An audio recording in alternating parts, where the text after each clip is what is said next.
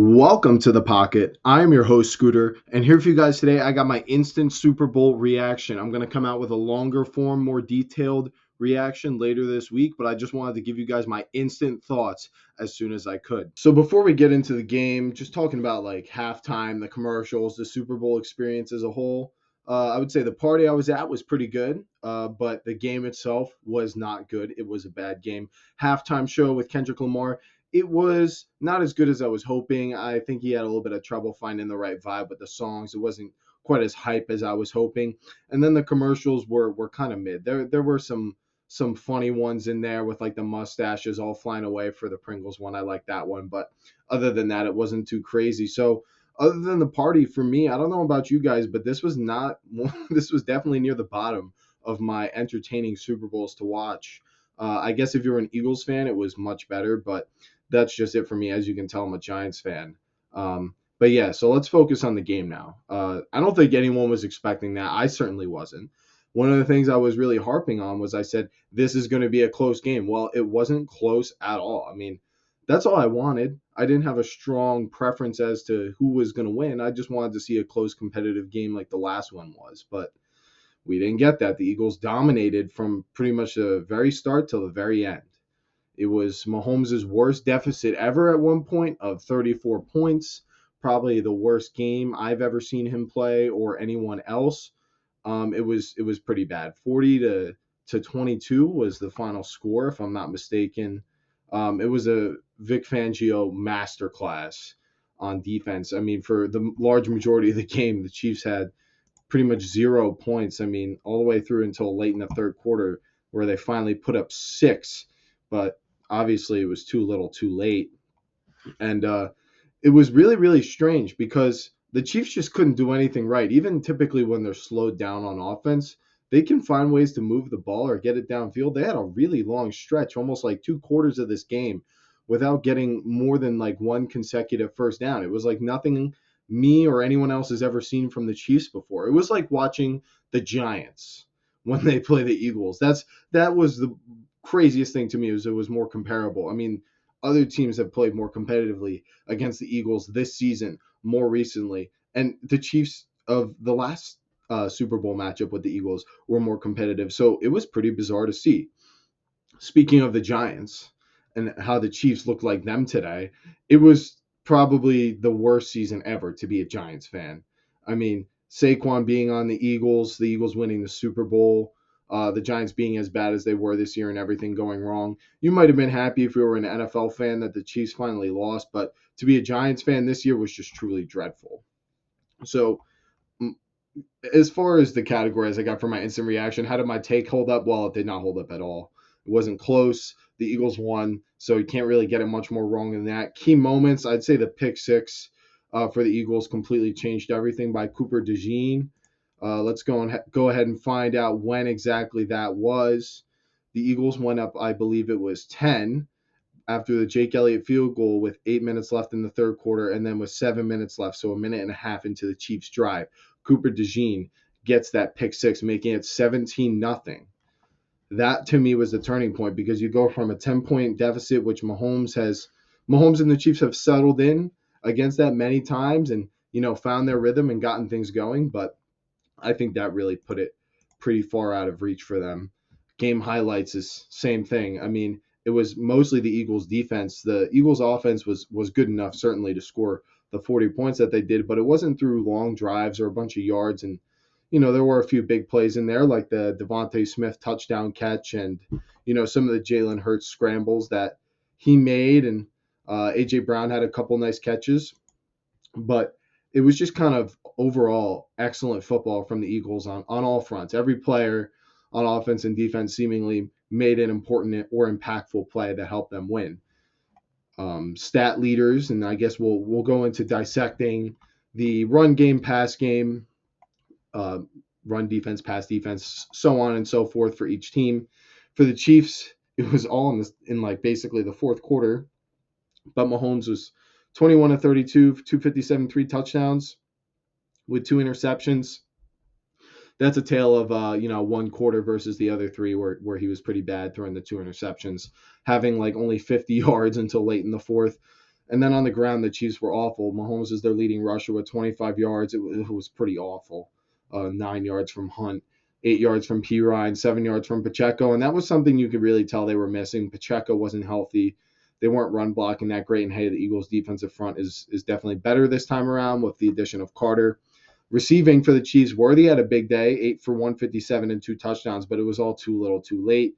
Both touchdowns coming in the fourth quarter. Other than that, the Chiefs were pretty dreadful in the receiving game as well. And then defensively, Brian Cook, number 6, did have the interception, but they didn't do too much to make any big plays to sort of change the momentum or swing the tides of this game. Hurts for the Eagles was pretty good, 17 for 22, 221, and 2 touchdowns passing with an interception, but he was great running, 11 for 72 and a touchdown.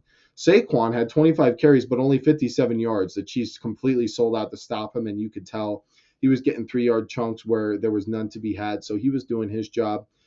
And then, Smitty and A.J. Brown had the 2 touchdown catches. But the real story of this game was the Eagles' defense, their pass rush, and the turnovers that they forced. The team stats are all very comparable, but the Eagles did get 6 sacks compared to the Chiefs only getting 2. They forced 6 punts as to the Chiefs only forcing 2 punts. That's mostly a field position thing. Penalties was about even, but then the Eagles only had that 1 interception, 1 turnover to the Chiefs' 3. So very uncharacteristic game by the Chiefs.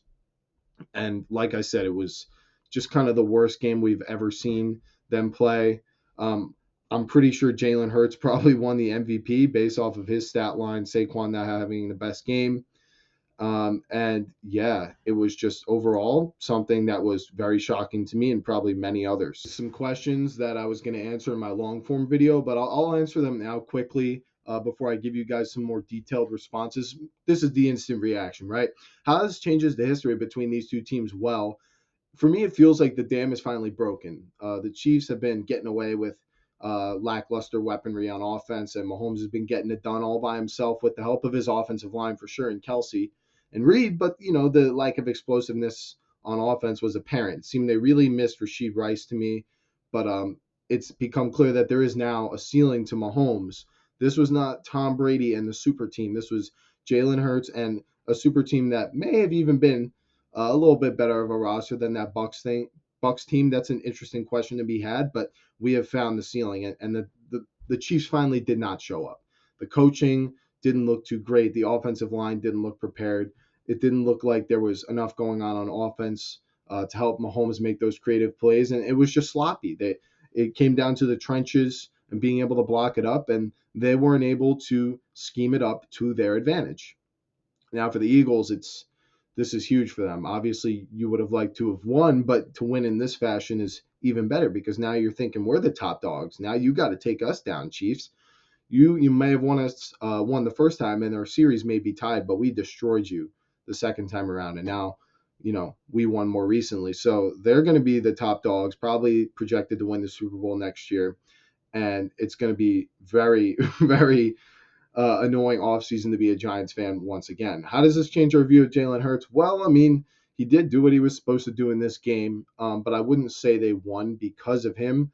But hey, I'm going to give him the credit he deserves. He still showed up and made some big throws, like that one to Devontae Smith. That really put it away. As we saw, the Chiefs did start to come back. He did have the interception, but these things happen. They still won the game. So he's got a ring now, and he's beaten Patrick Mahomes in the best fashion we've ever seen. Now, that's also partially due to his team, but in the end of the day, I think Hurts has probably cemented himself somewhere near the top 10 quarterback conversation just purely based off of accomplishment and leadership. How does this change your view of Pat Mahomes? Well, now his only loss in the Super Bowl or AFC Championship is not just to Tom Brady or a miracle Joe Burrow, it's to Jalen Hurts. So he's now not this mythical creature anymore. He's not unbeatable. And I have a feeling that, with the chance that a guy like Kelsey's going to retire and, things are going to continue to change and maybe the Chiefs have gone a bit stale, as they might struggle to get their feet back under them again. Chris Jones, he's getting older. I don't think he's going to retire, but he's certainly regressing. The defense and the team is still going to be elite and it's going to be up there. I'm not saying they're going anywhere, but if things continue to change, will they be able to get back here and beat the other AFC teams, Bills, Ravens, and Bengals, as they have routinely done in the past? Now, this is an interesting one. Actually, I want to go to the coaches first.